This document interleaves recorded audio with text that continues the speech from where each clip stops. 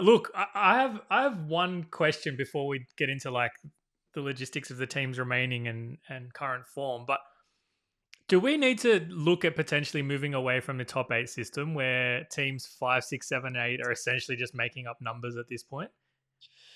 Yeah, the last couple of seasons, it showed that. Like, obviously, last year we had the Broncos and Panthers absolutely flying. It was a massive gap between first, second, and the rest of the competition. I still feel like we still need a top eight system.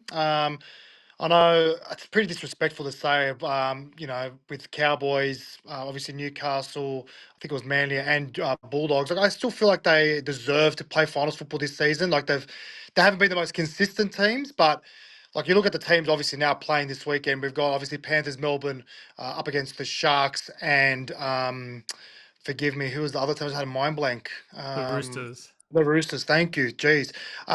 So the Roosters, best attacking side in the competition, but the most ill-disciplined side in the competition. Panthers, been there, done that.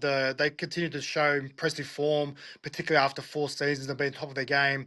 And then Melbourne, like I'm sure everyone's sick of Melbourne. Like they're just so good at what they do. I love the way they go about their business, and we have to highlight the culture that they have in place, and it's all off the back of Craig Bellamy, right? He's obviously a master coach. He's been there.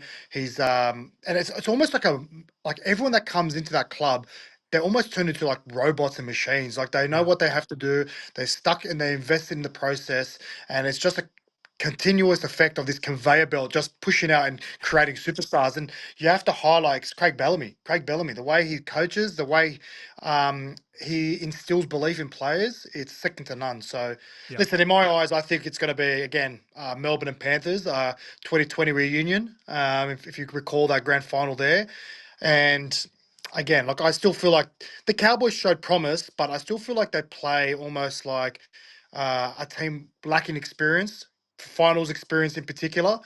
And I feel like in the end they just got done by a pretty resilient Cronulla Sharks team.